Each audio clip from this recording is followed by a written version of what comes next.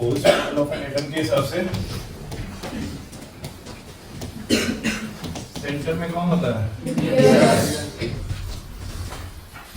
Nucleus. और उसके चारों तरफ कौन रिवॉल्व करते हैं? इलेक्ट्रॉन्स। वो भी अपने फिक्स ऑर्बिट में। ये क्या बना रहा हूं मैं? ऑर्बिट्स। क्या ये एक ऑर्बिट है, ये एक ऑर्बिट है, ये एक ऑर्बिट है। ऑर्बिट को शेल भी बोलते हैं या फिर एनर्जी लेवल्स भी बोलते हैं। बताई थी ना ये बात कि ऑर्बिट को क्या क्या बोल सकते हैं? शेल या फिर एनर्जी लेवल्स। शेल या फिर एनर्जी लेवल्स। तो बच्चों ये जो न्यूक्लियस के बाद वाला पहला ऑर्बिट बना है ये पहला शेल है। ये है पहला शेल। ये दूसरा जो बना है ये दूसरा शेल है। ये तीसरा जो बना है ये तीसरा शेल है। ओके, तो इस तरह से शेल्स बने हुए हैं, इस तरह से ऑर्बिट्स बने हुए हैं। और इन फिक्स ऑर्बिट्स में, इन डिस्क्रीट ऑर्बिट्स में कौन रिवॉल्व करते हैं? इलेक्ट्रॉन्स। इलेक्ट्रॉन्स रिवॉल्व करते रहते हैं और वो कोई एनर्जी रेडिएट नहीं करते। कौन से मॉडल के हिसाब से? Bohr's model of an atom. ठीक है, इन शेल्स को नाम भी दिया गया था। पहले शेल को नाम दिया गया था ए शेल, दूसरे शेल को एन शेल, तीसरे शेल को, इसके बाद कोई शेल आएगा तो एम शेल, उसके बाद कोई शेल आएगा तो मैंने उल्टा लिख दिया क्या? के एल एम।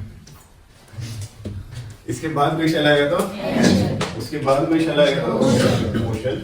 ये कौन सा मॉडल पढ़ रहे हैं हम? ये है Bohr's model of an atom. Centre में कौन होता है? न्यूक्लियस। सेंटर में कौन रहता है बच्चों? न्यूक्लियस। न्यूक्लियस के अंदर प्रोटॉन्स और न्यूट्रॉन्स होते हैं। न्यूक्लियस के अंदर प्रोटॉन्स और न्यूट्रॉन्स। इलेक्ट्रॉन्स इन फिक्स और डिस्क्रीट ऑर्बिट्स में रिवॉल्व करते हैं, जिनको हम शेल भी बोलते हैं। सबसे पहला शेल के शेल, दूसरा एल शेल, तीसरा M shell, fourth N shell. इनको नंबरिंग दे तो n equals to 1, n equals to 2, n equals to 3, n equals to 4, इससे अगला n equals to 5। इस तरह से हम इसको नंबरिंग भी दे सकते हैं। मैं अपनी बात क्लियर कर पा रहा हूँ सबके लिए? ये कौन सा मॉडल है? Bohr's model. इसमें इनको ऑर्बिट्स भी बोलते हैं या फिर क्या बोलते हैं? Shells. And they are also called as energy levels. They are also known as energy levels. इनको हम एनर्जी लेवल्स भी बोलते हैं। तो अब आपने क्या करना है? सबसे पहले तो आपने ये मॉडल बना देना है और ये लाइन लिखनी है। ये मॉडल अपनी नोटबुक में बना लीजिए और ये लाइन लिख लीजिए अपने पास। These orbits or shells are called energy levels। ये मॉडल बनाने के बाद हर एक चीज मेंशन करनी है। K shell, L shell, M shell, N shell सब कुछ मेंशन करना है। नंबरिंग मेंशन करनी है, एन की 1 2 3 सब कुछ मेंशन करना है। जल्दी से जल्दी। लास्ट टाइम बोल्स मॉडल पढ़ा था ना, उसी के आगे करेंगे। बच्चों आपको याद होगा जब हमने एटम्स एंड मॉलिक्यूल्स में ये वाला मॉडल पढ़ा था तो हमने एक चीज पढ़ी थी कि हम पहले ऑर्बिट में कितने इलेक्ट्रॉन्स रख सकते हैं। इसकी मैक्सिमम कैपेसिटी ही 2 की। मैक्सिमम कैपेसिटी कितनी थी? 2। फिर दूसरे शेल में कितने इलेक्ट्रॉन्स रख सकते हैं? 8। इसकी मैक्सिमम कैपेसिटी ही 8 की थी, 8 से ज्यादा रख नहीं सकते थे। ओके, थर्ड वाले की मैक्सिमम कैपेसिटी कितनी थी? 18। कितनी थी? 18। रख कितने सकते थे? 8। स्टेबिलिटी के लिए कितने रख सकते थे? 8। उस टाइम जब चैप्टर 3 में मैंने आपको ये टॉपिक बताया था तब तो मैंने आपको डायरेक्टली बता दिया था कि ऐसे होता है। ठीक है, अब मैं उसके पीछे के रूल्स बता रहा हूँ आपको कि कैसे होता है। ये रूल कहाँ से आया कि पहले शेल में 2 ही इलेक्ट्रॉन रहेंगे, दूसरे में 8 ही रह सकते हैं, तीसरे में 18 आ सकते हैं, लेकिन स्टेबिलिटी के लिए कितने चाहिए? 8। ये सारे रूल्स कहाँ से आए उनके बारे में डिस्कस कर लेते हैं। तो साइंटिस्ट का नाम था नील बोर और एक और थे उनके साथ बरी। दोनों ने मिलकर आपस में एक पूरा का पूरा सिस्टम, एक पूरा का पूरा मैनेजमेंट बनाया, कुछ रूल्स दिए और बताया कि कैसे इनके अंदर इलेक्ट्रॉन्स एकोमोडेट होते हैं, कैसे इनके अंदर इलेक्ट्रॉन्स घूमते हैं, किस शेल में कितने इलेक्ट्रॉन्स आ सकते हैं, वो सब उन्होंने बताया। देखो क्या क्या बताया उन्होंने, बोर्ड पर सीखना है।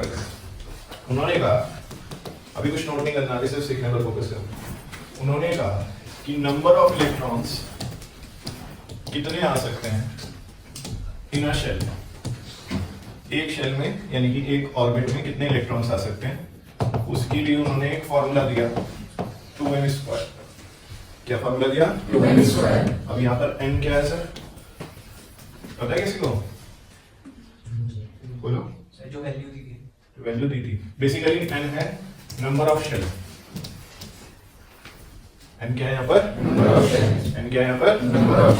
पहला शेल है, दूसरा शेल है, तीसरा शेल है, चौथा शेल है, उसके हिसाब से सिचुएशंस आंसर्स चेंज होते हैं। ओके, कैसे देखते हैं।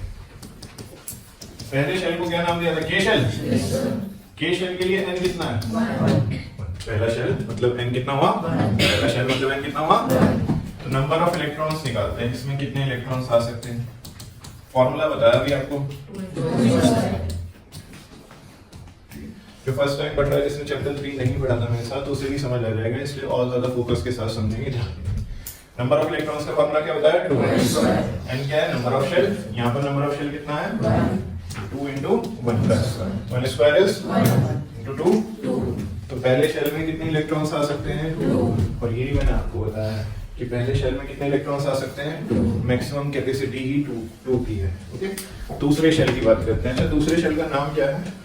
के हो गया। अब क्या है? L shell. तो दूसरे शेल की बात करते हैं फॉर एल शेल। एल वाले शेल के लिए n कितना है? n 2। कितना हो गया? 2 हो गया। फाइन। अब नंबर ऑफ इलेक्ट्रॉन्स निकालते हैं। फॉर्मूला फिर से वही लगाएंगे। क्या बताया फॉर्मूला एक साथ? 2n square. n कितना रखना है? 2। व्हाट इज 2 का स्क्वायर? 4 2 जा 8। तो सेकंड शेल में कितने इलेक्ट्रॉन्स आ सकते हैं? 8। ये मैंने आपको बताया था कि सेकंड शेल में कितने इलेक्ट्रॉन्स आ सकते हैं? 8 इलेक्ट्रॉन्स आ सकते हैं। मैक्सिमम कैपेसिटी ही 8 की है। मैक्सिमम कैपेसिटी ही 8 की है। अपनी बात क्लियर कर पा रहा हूँ यहाँ तक सभी के लिए? इसके अलावा फिर अगर मैं तीसरे शेल पर आता हूँ, थर्ड शेल का नाम क्या है? M shell. एम शेल के लिए n कितना हो जाएगा? Number of electrons 2 into 3 what is 3 का स्क्वायर? 9 into 2 18। थर्ड में कितने इलेक्ट्रॉन्स आ सकते हैं? 18। ये मैक्सिमम है कि मैक्सिमम 18 इलेक्ट्रॉन्स आ सकते हैं। मैक्सिमम कितने इलेक्ट्रॉन्स आ सकते हैं? 18 आ सकते हैं। वर्बली बता सकते हो फोर्थ शेल के लिए? 32। कितने बचे कह रहे हैं? 32। कैसे? n हो जाएगा 4 का स्क्वायर 16 into 2 कर सकते हैं ऐसे? ऐसे हम किसी भी शेल में बता सकते हैं कितने नंबर ऑफ इलेक्ट्रॉन्स रह सकते हैं। रहने के लिए वर्ड आता है एकोमोडेट। क्या वर्ड आता है?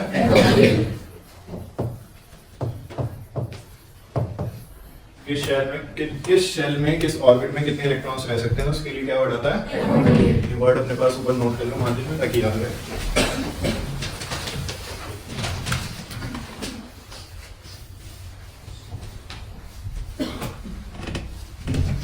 किस शेल में किस ऑर्बिट में कितने इलेक्ट्रॉन्स आ सकते हैं, उसके लिए क्या वर्ड रहता है? तो देखो, ये बड़ा ही इंपॉर्टेंट क्वेश्चन है कि जो इलेक्ट्रॉन्स होते हैं वो ऑर्बिट्स में किस तरह से डिस्ट्रीब्यूट होते हैं। ये पेपर में क्वेश्चन आता है, एटलीस्ट 3 मार्क्स में आएगा। ये क्या है question? How are electrons distributed in different orbits और इन डिफरेंट शेल्स। ओके, तो इलेक्ट्रॉन्स कैसे डिस्ट्रीब्यूट होते हैं उसके लिए कुछ रूल्स हैं।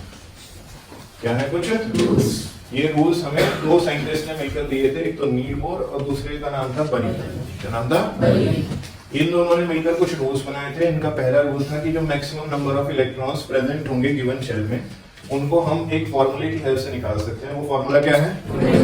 फॉर्मूला क्या है बच्चों? 2n²। यहाँ पर n क्या होता है? नंबर ऑफ शेल या फिर number of orbit. Number of shell या फिर number of orbit. Number of shell या फिर नंबर ऑफ ऑर्बिट्स। तो यहाँ पर जैसे पहला शेल है तो उसमें कितने इलेक्ट्रॉन्स आएंगे? 2। दूसरा शेल है तो 8। तीसरा है तो 18। नेक्स्ट होगा तो 92 एंड सो ऑन, चलता चला जाएगा। ये बताया मैंने भी आपको? Yes sir. फिर दूसरी चीज मैंने आपको बताई थी कि जो मैक्सिमम नंबर ऑफ इलेक्ट्रॉन्स होते हैं स्टेबिलिटी के लिए वो कितने होते हैं? 8। तो देखो दूसरा पॉइंट उन्होंने यही रखा है, the maximum number of electrons that can be accommodated in the outer most orbit is 8। सबसे बाहर वाले ऑर्बिट में, सबसे बाहर वाले शेल में स्टेबिलिटी के लिए कितने इलेक्ट्रॉन्स हो सकते हैं? 8। मैक्सिमम कैपेसिटी कुछ भी होती रही, फिलहाल स्टेबिलिटी की बात करें तो स्टेबिलिटी के लिए कितने होने चाहिए? 8। स्टेबिलिटी के लिए कितना होना चाहिए? 8। चलो 2 पॉइंट मैंने बताया, तीसरा पॉइंट एक बार बोर्ड से पढ़ो और कोई भी इसका मतलब बताओ। सोचो एक बार। थर्ड पॉइंट के हिसाब से वो ये कह रहे हैं किसी भी शेल में इलेक्ट्रॉन्स तब तक नहीं आएंगे जब तक कि उससे पहले वाला शेल पूरी तरह से फिल, यानी कि अगर मेरे से कहा जा रहा है कि लेट्स सपोज ऑक्सीजन का एटॉमिक स्ट्रक्चर बनाओ, किसका? ऑक्सीजन। तो ये मुझे याद रखना पड़ेगा, हमने टेबल याद भी की थी लास्ट चैप्टर में, मैं दोबारा बताता हूँ कौन सी टेबल थी। कि ऑक्सीजन के पास कितने इलेक्ट्रॉन्स होते हैं? ऑक्सीजन के पास 8 इलेक्ट्रॉन्स होते हैं। किसी को याद है ये बात? तो ऑक्सीजन के पास 8 इलेक्ट्रॉन्स होते हैं, तो सेंटर में कौन होगा? क्योंकि सेंटर में आता ही न्यूक्लियस है। न्यूक्लियस के ऊपर कैसा चार्ज होता है? न्यूक्लियस के ऊपर कैसा चार्ज होता है? फिर वो कह रहे हैं कि पहला शेल आएगा, पहले शेल में कितने इलेक्ट्रॉन्स आएंगे? 2 इलेक्ट्रॉन्स आएंगे। दूसरा शेल में कितने इलेक्ट्रॉन्स आते हैं? 8। इसके पास कितने बचे हैं? पहले 8 में से 2 तो पहले में आ गए, कितने बचे हैं? तो इसमें कितने आएंगे? हो गए 6। तो ये किसका स्ट्रक्चर बनेगा?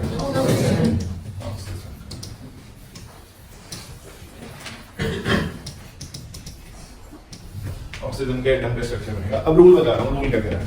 थर्ड वाला रूल आपको ये कह रहा है कि जैसे आपके पास ये है, आप कहने लग जाओ कि कोई बच्चा ऐसे भी तो सोच सकता है ना कि सर इस वाले में 8 आ जाते हैं, 8 आ जाते हैं, सेकंड वाले शेल में कितने इलेक्ट्रॉन्स आ सकते हैं? 8। इसके पास है कितने? तो कोई ऐसे भी तो कह सकता है कि 8 के 8 इसमें रख दो, पहले वाले को छोड़ दो, अंदर वाले को छोड़ दो। तो वो ये कह रहे हैं कि ऐसा पॉसिबल नहीं है। पहले इनर वाला फिल होगा, उसके बाद कोई दूसरा शेल फिल होगा, ठीक है?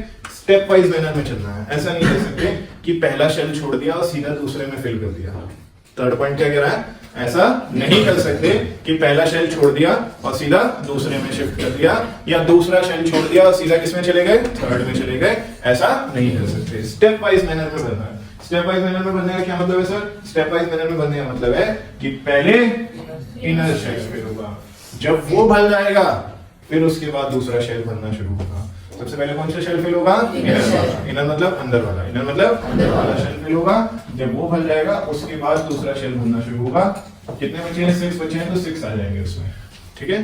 तो ये जो पॉइंट आपने अभी पढ़ा है, ये पॉइंट आपको यही बताना चाह रहा है कि इलेक्ट्रॉन्स तब तक किसी शेल में नहीं आएंगे जब तक कि अंदर वाले शेल्स ना भर जाएं। यानी कि इलेक्ट्रॉन्स कैसे फिल होंगे? स्टेप वाइज मैनर मतलब पहला स्टेप पहला शेल, दूसरा स्टेप दूसरा शेल, तीसरा स्टेप तीसरा शेल। ऐसा नहीं कि सीधा थर्ड शेल फिल कर दिया या सीधा फोर्थ शेल फिल कर दिया। कैसे चलना पड़ेगा? चलना पड़ेगा। तो जो हमारे पास ये क्वेश्चन है, जो कि बहुत इंपॉर्टेंट क्वेश्चन है कि इलेक्ट्रॉन्स कैसे डिस्ट्रीब्यूट होते हैं डिफरेंट ऑर्बिट्स में, ये इसके लिए हमें किसने रूल्स दिए थे? सबसे पहले तो हमें साइंटिस्ट के नाम याद रखने। किसने रूल्स दिए थे? दूसरा हमें पॉइंट्स याद रखने। कितने पॉइंट्स दिए थे? 3। पहला पॉइंट था कि जो मैक्सिमम नंबर ऑफ इलेक्ट्रॉन्स हैं उसको हम निकाल सकते हैं किसी भी शेल के लिए। फॉर्मूला क्या था? फॉर्मूला क्या था? पहले शेल के में कितने इलेक्ट्रॉन्स आ रहे थे इस फॉर्मूले के हिसाब से? 2। दूसरे में 8। तीसरे में 8। फोर्थ वाले में 32। और फिर ऐसे चलता चला जाएगा। ये पहला रूल था। दूसरा रूल क्या था कि मैक्सिमम नंबर ऑफ इलेक्ट्रॉन्स जो आउटर मोस्ट शेल में आ सकते हैं वो कितने आ सकते हैं? 8। स्टेबिलिटी के लिए, ठीक है? तीसरा क्या था कि इलेक्ट्रॉन्स फिल होंगे तो स्टेप वाइज मैनर में फिल होंगे, यानी कि हम स्किप कर करके चल रहे हैं। कैसे फिल होंगे? कैसे फिल होंगे? पहले इनर वाला फिल होगा या आउटर वाला? पहले इनर वाला, फिर उससे अगला, फिर उससे अगला, ऐसे ऐसे फिलिंग होगी। बताओ तीनों पॉइंट्स किस किसको क्लियर है? Is there any doubt? Right down the question first. पहले क्वेश्चन लिखते हैं। How are electrons distributed in different orbits और shells? Done with the question? इसमें पहली लाइन लिखेंगे ये, जिसमें हम साइंटिस्ट का नाम लिखते हैं। The distribution of electrons into different orbits of an atom was suggested by Bohr and Bury. First line लिखो ये, बोर और बरी नेम को अंडरलाइन कर लेंगे, याद रखेंगे साइंटिस्ट का नेम, पॉइंट्स की फॉर्म में लिखेंगे। फर्स्ट पॉइंट लिखेंगे the maximum number of electrons, the maximum number of electrons present in a shell, the maximum number of electrons present in a shell,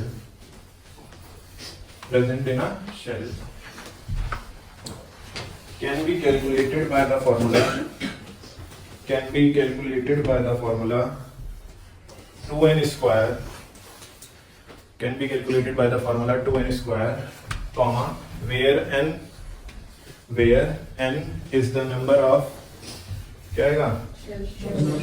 number of shell. चाहे shell लिखो चाहे orbit लिखो, एक ही बात है। where n is the number of shell.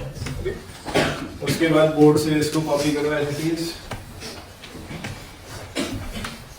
Board से इसको as it is copy कर दो बच्चों। ये फर्स्ट पॉइंट का ही पार्ट है। मैंने इनिशियल का निकाला है, एन का निकाल सकते हैं आप लोग, उससे आगे वालों का निकाल सकते हैं। ये वाला क्या रहेगा, एन क्या रहेगा, एन क्या होता है।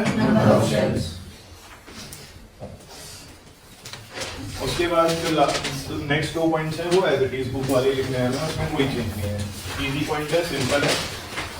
सेकंड पॉइंट में कहा गया है कि maximum number of electrons outermost shell में, आउटर मोस्ट मतलब सबसे बाहर वाला जो शेल है उसमें मैक्सिमम नंबर ऑफ इलेक्ट्रॉन्स कितने आ सकते हैं, 1। और थर्ड पॉइंट में कहा है कि जो इलेक्ट्रॉन्स फिल होते हैं वो स्टेप वाइज मैनर में फिल होते हैं, पहले पहला शेल, फिर दूसरा शेल, फिर तीसरा shell. Okay, as it is copy कर दो इन दोनों पॉइंट्स को और हाथ के हाथ याद कर लेना फटाफट से, मैं किसी से भी सुन सकते हैं दोनों पॉइंट्स अच्छे से बताना। The maximum number of shell, the maximum number of electrons that can be accommodated in the outermost shell is 8. The outermost shell cannot be accommodated unless the inner shells are full. That is, the shells are filled with electrons that can come to my Ananya, The maximum number of electrons that can be accommodated in the outermost shell is 8. The electrons cannot be accommodated in the Kelvin shell unless the inner shells are filled. That is, the shells are filled in a stepwise manner. Save कर लो।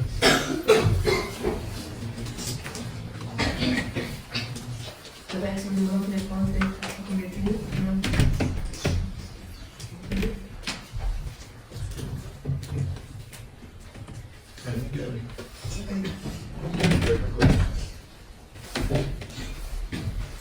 अच्छा बताना बच्चों एक बार, एक atom के अंदर 3 सब atomic particles होते हैं। क्या होते हैं 3 सब एटॉमिक पार्टिकल्स? नहीं पता आप लोगों को? आदि कौन कौन से? Protons, protons, electrons, electrons electrons और न्यूट्रॉन। प्रोटॉन्स, न्यूट्रॉन्स और इलेक्ट्रॉन्स। इनमें से जो प्रोटॉन्स और न्यूट्रॉन्स हैं कौन कौन? प्रोटॉन्स और न्यूट्रॉन्स। ये तो होता है फिक्स। कैसे होते हैं? फिक्स। किसके अंदर? न्यूक्लियस। न्यूक्लियस।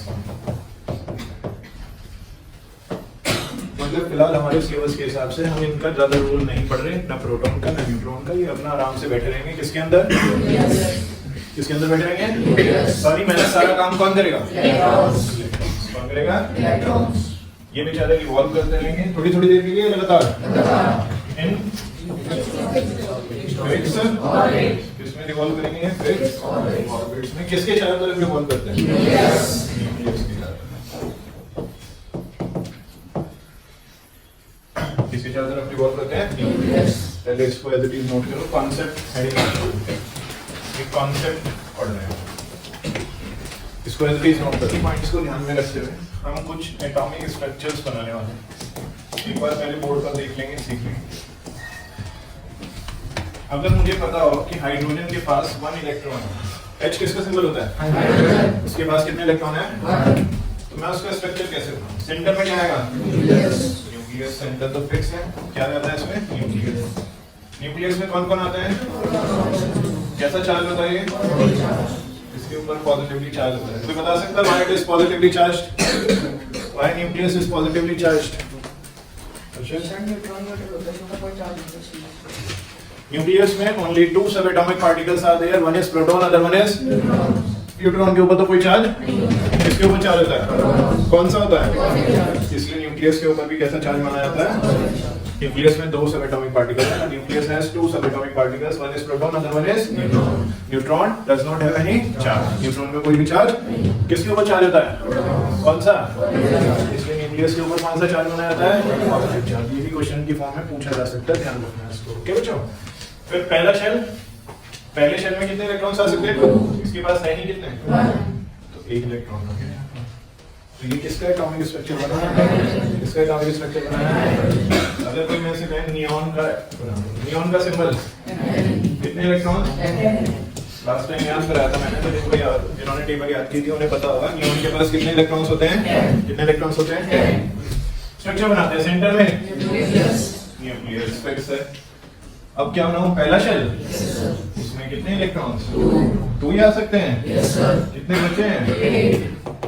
कितने बचे हैं? तो दूसरा शेल की जरूरत है? Yes, sir. कितने रख सकता हूँ इसमें? है कितने?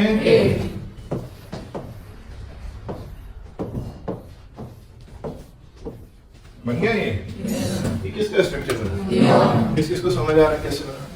अगर कोई मेरे से कहते क्लोरीन का स्ट्रक्चर बना दो, सूरज क्लोरीन में कितने इलेक्ट्रॉन्स होते हैं? कितने होते हैं बच्चों? 70। क्लोरीन में कितने नंबर ऑफ इलेक्ट्रॉन्स होते हैं? 70। सेंटर में क्या बना होगा? फिर फर्स्ट शेल में कितने इलेक्ट्रॉन्स? तो 17 में से 2 तो फर्स्ट शेल में आके कितने बचे हैं? दूसरे शेल की रिक्वायरमेंट है? दूसरा शेल बना देते हैं। कितने आ सकते हैं? तो चलो 8 फिल कर देते हैं। 8 और आ गए, लेकिन ये तो अभी भी 7 बच रहे हैं। अब क्या करूं? और शेल बना सकते हैं? शेल्स हम अपनी मर्जी से कितने भी ले सकते हैं, जितनी रिक्वायरमेंट पड़ती रहेगी। तो ये आ गया थर्ड शेल। थर्ड शेल की वैसे मैक्सिमम कैपेसिटी है, लेकिन हमारे सिलेबस के हिसाब से फिलहाल कितने आ सकते हैं? सिर्फ 8। और इसके पास कितने हैं? 7। तो हमारे हिसाब से 8 आ सकते हैं, इसके पास तो 7 ही है, अब आराम से बन जाएगा। तो ये किसका एटॉमिक स्ट्रक्चर बना? बताओ किस किसको समझ में? ये हमने चैप्टर 3 में भी सीखा था बनाना। इसके लिए हमें सबसे पहले बताना चाहिए किसके पास कितने इलेक्ट्रॉन्स हैं, किसके पास कितने इलेक्ट्रॉन्स हैं। तो उसके लिए हमें एनसीईआरटी में एक टेबल दी गई है। उस टेबल में हमें फर्स्ट 18 एलिमेंट्स के नाम हैं, नेम्स गिवन है। हमने ये सीरीज भी याद की थी, उनके सिंबल्स गिवन है, किसका सिंबल क्या है, ये सारी चीजें गिवन है। सबके पास ये बता रखा है कितने प्रोटॉन्स कितने इलेक्ट्रॉन्स हैं। प्रोटॉन्स और इलेक्ट्रॉन्स वाले कॉलम को ध्यान से देखना बच्चों, बोर्ड पर या बुक में। क्या जितने प्रोटॉन्स हैं उतने ही इलेक्ट्रॉन्स हैं? Yes sir. ये तो हमें थॉमसन जी ने भी बताया था कि जितना पॉजिटिव चार्ज होता है उतना ही नेगेटिव चार्ज होता है, इसलिए एटम कैसा रहता है? न्यूट्रल। एटम कैसा रहता है? न्यूट्रल। ये हमने थॉमसन वाले पॉइंट में भी पढ़ा था कि जितना चार्ज पॉजिटिव चार्ज होता है उतना ही चार्ज नेगेटिव चार्ज होता है, दोनों एक दूसरे को क्या करते हैं? कैंसिल। और एटम कैसा रहता है? न्यूट्रल। यहाँ पर भी वही बात है, जितने प्रोटॉन्स उतने इलेक्ट्रॉन, जितने प्रोटॉन्स उतने इलेक्ट्रॉन्स। 3 है तो यहाँ पर भी 3 है, यहाँ पर 4 है तो यहाँ पर भी 4 है। ओके, ये बीच में क्या है? Number of neutrons. तो नंबर ऑफ न्यूट्रॉन्स सेम भी हो सकते हैं और अलग भी हो सकते हैं, सेम भी हो सकते हैं और डिफरेंट भी हो सकते हैं। फिलहाल 9th क्लास में नंबर ऑफ न्यूट्रॉन्स याद करने की जरूरत नहीं पड़ती। अगर आप करना चाहते हैं अपनी नॉलेज के लिए तो आप कर सकते हो, फिलहाल नंबर ऑफ न्यूट्रॉन्स याद करने की जरूरत नहीं पड़ती। किसको याद रखना पड़ता है? नंबर ऑफ प्रोटॉन्स है, नंबर ऑफ जितने प्रोटॉन्स होंगे उतने ही, जितने प्रोटॉन्स होंगे उतने ही। आगे बात समझ में? बिना रिवाइज करे कौन सुना सकता है टेबल? याद किया था हमने सबने, बैठे बैठे बता दो। बाकी मुझे रिवाइज कर लेना। गुड। और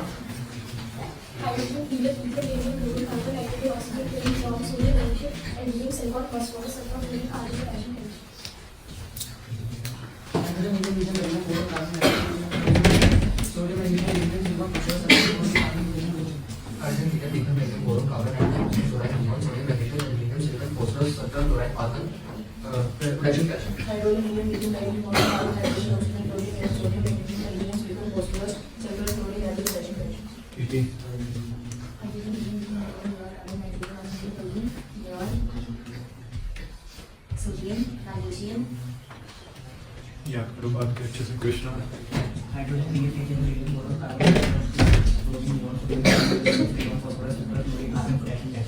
ठीक है, अपने पास हेडिंग ना बच्चों, atomic structures of first 20 elements. Atomic structures of first 20 elements. और जल्दी से मुझे सभी के एटॉमिक स्ट्रक्चर्स बनाकर दिखा दो फेयर में।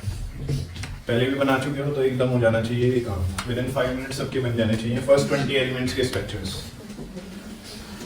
सभी को फर्स्ट 20 एलिमेंट्स के नाम भी पता है, सिंबल भी पता है, नंबर ऑफ इलेक्ट्रॉन्स भी पता है। जल्दी से बनाना शुरू करो। स्ट्रक्चर्स बनाने आगे, स्ट्रक्चर्स सीख लिए। एक आधा टॉपिक अभी मैंने स्किप किया है, पहले मैं आपको मेन टॉपिक्स बता रहा हूँ कंटिन्यूटी में, ताकि आपको क्लियरिटी रहे कॉन्सेप्ट। नेक्स्ट टॉपिक की हेडिंग बनाएंगे अपने पास एटॉमिक नंबर। जैसे बता देता हूँ, अभी बीच में ज़्यादा टॉपिक स्किप किया है कंटिन्यूटी बनाने के लिए। पहले ये पूरा करेंगे, फिर उन मिसिंग टॉपिक्स को भी कर लेंगे, छोड़ेंगे कुछ नहीं। ओके, एटॉमिक नंबर का एक सिंबल भी है हमारे पास जो हमें याद रखना है, that is Z। Atomic number का सिंबल क्या है? Z। एटॉमिक नंबर का सिंबल क्या है? Z। एटॉमिक नंबर का सिंबल Z। क्या होता है एटॉमिक नंबर? बड़ी ही सिंपल सी डेफिनेशन, मेरे ख्याल से इस पूरे चैप्टर की क्या केमिस्ट्री की सबसे सिंपल सी डेफिनेशन होगी। एटॉमिक नंबर और कुछ नहीं, number of protons present in a nucleus of an atom.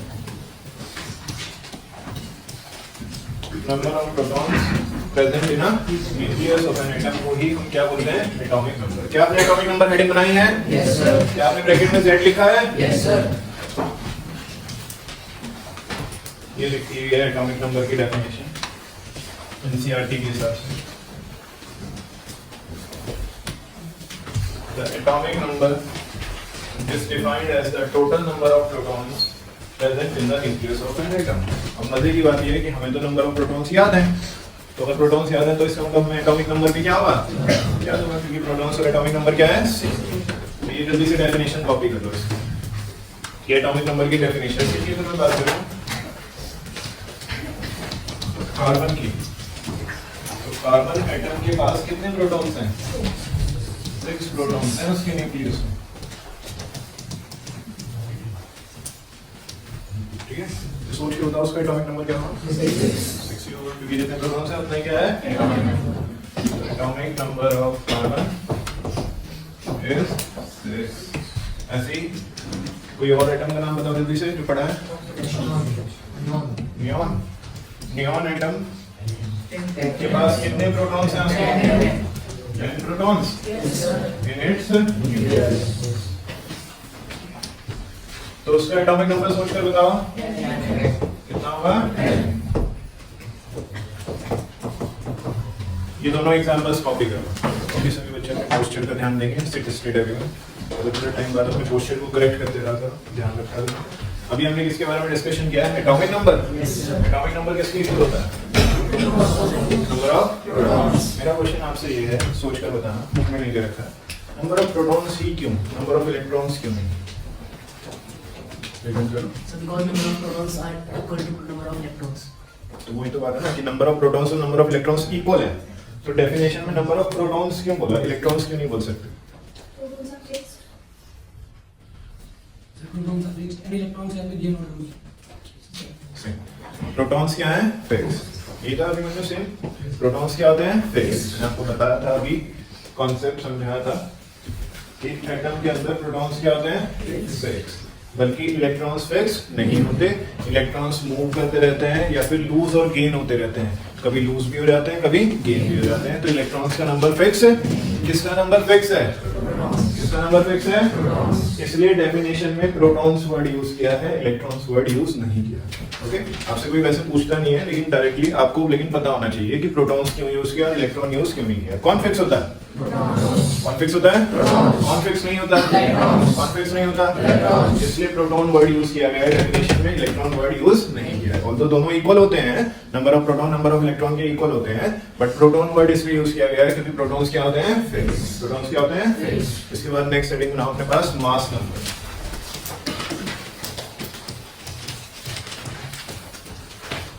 Mass number का सिंबल होता है ए। तो फिर Z किसका सिंबल था? एटॉमिक नंबर का सिंबल क्या था? मास नंबर का सिंबल क्या है? ठीक है, मास नंबर और कुछ नहीं, मास नंबर होता है number of protons plus number of neutrons. Mass number किसके इक्वल होता है? Number of protons plus number of neutrons. अभी ध्यान देते हैं ना, सुनते हैं ना, अभी नोट करने की जल्दबाजी करते हैं। मास नंबर जो होता है बच्चों, मास नंबर किसके इक्वल होता है? मास नंबर इक्वल होता है total number of protons plus the mass number is defined as the sum of, sum मतलब of the total number of protons and neutrons present in the ये किसकी definition हो गई? तो प्रोटॉन्स और neutrons को अगर मैं प्लस कर दूं कि भाई कितने प्रोटॉन्स हैं और कितने न्यूट्रॉन्स हैं, उनको प्लस कर दूं तो मेरे पास क्या निकल कर आएगा? क्या निकल कर आएगा? एटॉमिक नंबर किसके इक्वल होता है? Number of protons. Atomic number किसके इक्वल होता है? एटॉमिक नंबर किसके इक्वल होता है? Mass number number of protons plus number of neutrons. Number of protons plus electrons नहीं, number of neutrons. Number of protons plus number of पहले definition copy करो board से, उसके बाद mass number का formula लिखेंगे, ये रहा बोर्ड से, mass number equals to number of protons plus number of neutrons. Neutrons है, गलती से भी electrons मत लिख देना, गलत हो जाएगा. सिंबल क्या बताया mass number का?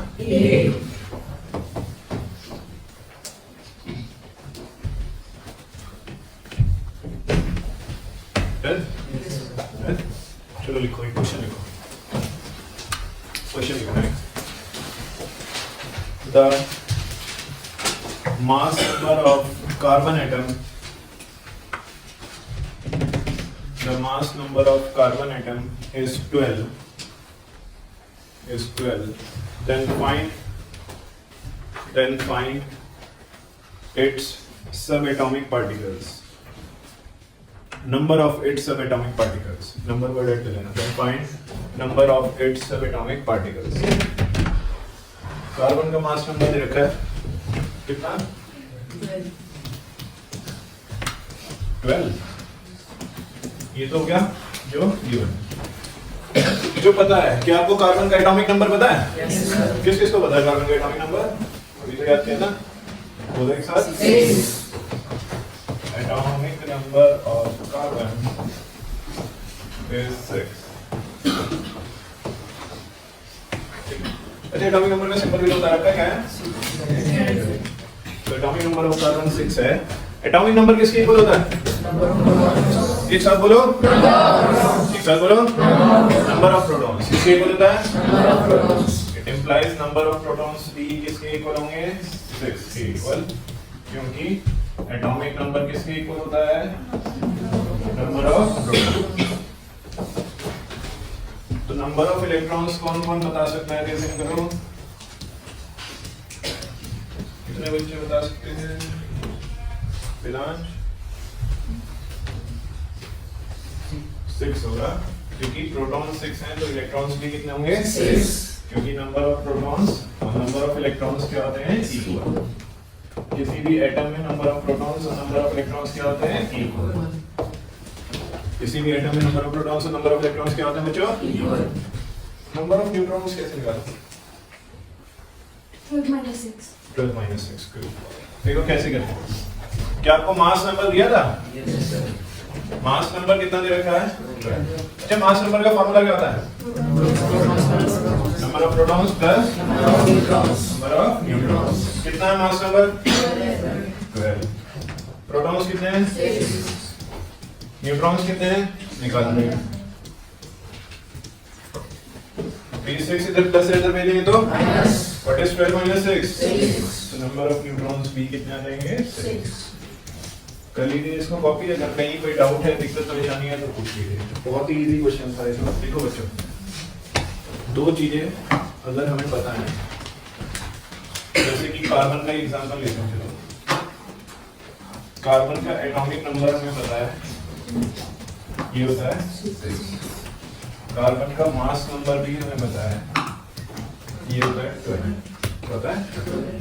अगर मुझे ये दो चीजें पता है तो मैं इनको सिंबल की फॉर्म में लिख सकता हूँ ऐसे. ये नई चीज है, ध्यान देना. सबसे पहले आता है एलिमेंट का सिंबल, जिसको इन्होंने एक्स से शो किया. एनसीईआरटी का ये देखता रहना बोर्ड पर. नेक्स्ट क्या है यहाँ पर? एलिमेंट का सिंबल. जैसे कार्बन का सिंबल क्या है? ओके. जेड क्या होता है? जेड एक साथ बोलो. Atomic number. कितना है कार्बन का एटॉमिक नंबर? यहाँ लिख दिया 6. ए क्या होता है? ए क्या होता है? कितना है कार्बन नंबर? तो इस तरह से लिखते हैं हम सिंबल्स किसी भी एटम का. उससे क्या क्या पता चलता है? देखो, एक तो पता चल रहा है सिंबल. अब कोई आगे से देखे, कोई भी साइंटिस्ट आकर देखे तो वो बता सकता है आराम से किसका सिंबल है, किसका सिंबल है, और आराम से बता सकता है इसका एटॉमिक नंबर कितना होगा. कितना एटॉमिक नंबर होता है उतनी क्या होता है. ध्यान दीजिए आप लोग क्लास में. दोबारा से एक्टिव हो जाओ और प्रेजेंस ऑफ माइंड. कोई भी साइंटिस्ट आए, उसे ये दिख रहा है, वो आते ही साथ कहेगा ये किसका सिंबल है. ठीक है. वो आते ही साथ बताएगा इसका एटॉमिक नंबर कितना है. फिर वो कहेगा एटॉमिक नंबर किसके इक्वल होता है? नंबर ऑफ ऑफ प्रोटॉन्स भी कितने हैं 6। नंबर ऑफ प्रोटॉन्स किसके इक्वल होते हैं नंबर ऑफ इलेक्ट्रॉन्स भी कितने हो गए 6। कितने हो गए 6। फिर वो कहेगा इसका मास नंबर 12 है। मास नंबर क्या है मास नंबर क्या है मास नंबर किसके इक्वल होता है एक साथ बोलो अभी भी पहले वर्ड में इलेक्ट्रॉन आ रहा है इलेक्ट्रॉन नहीं है क्या है क्या है ध्यान रखोगे इस चीज का एक साइंटिस्ट को हमने बुलाया उसने ये लिखा कौन कौन बता सकता है क्या पता चलेगा इससे वो साइंटिस्ट क्या क्या बता सकता है इससे अभी का सबसे पहले वो आपको बताएगा कि ये किसका क्लोरीन का सिंबल है फिर वो कहेगा कि एटॉमिक नंबर 17 है नंबर ऑफ प्रोटॉन्स भी 17 होंगे क्योंकि एटॉमिक नंबर किसके इक्वल होता है number of protons number of electrons भी 17 होंगे क्योंकि नंबर ऑफ इलेक्ट्रॉन्स और नंबर ऑफ प्रोटॉन्स क्या रहते हैं सेम मास नंबर कितना होता है मास नंबर किसके इक्वल होता है नंबर ऑफ प्रोटॉन्स प्लस क्या वो न्यूट्रॉन्स निकाल पाएगा आप निकाल पाओगे माइनस करके क्या कहते हैं सीधा सीधा क्या कहते हैं सीधा सीधा क्या कहते हैं सीधा सीधा 55 में से 17 माइनस करेंगे तो कितना बचेगा 18 इस तरह से निकालते हैं ओके इस तरह से निकाल लेते हैं क्या निकालते हैं मास नंबर से number of neutrons mass number से नंबर ऑफ न्यूट्रॉन्स अब आपको अपनी ही बुक में एक काम करना है छोटा सा जल्दी से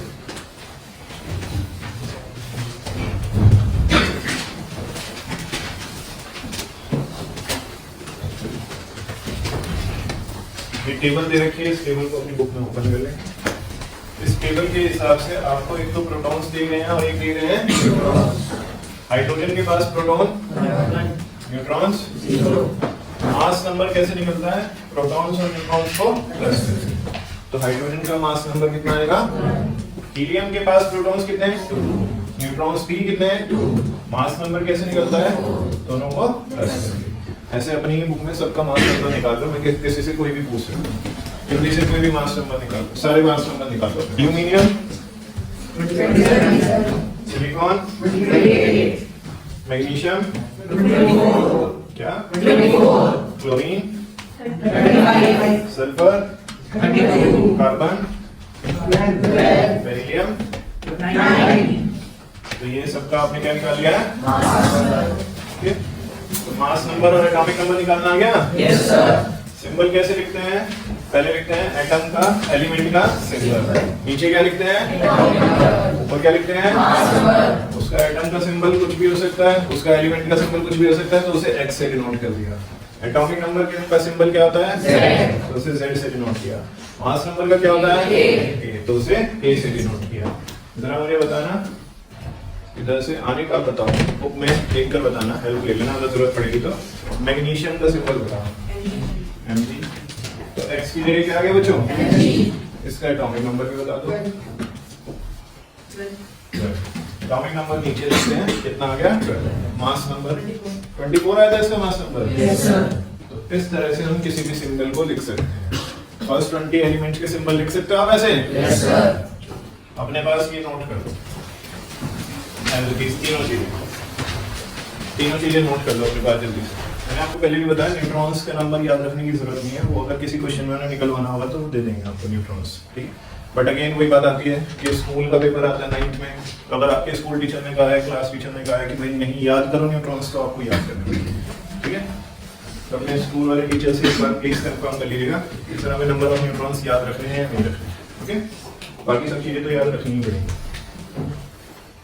तो मैं आपको बता देता हूँ एक बचा है आइसोटॉप्स आइसोबार्स इससे पहले जो स्किप किया था वैलेंसी और बस ये 4 टॉपिक्स बचे फिर हम इस चैप्टर को फिनिश करते हैं कल करते हैं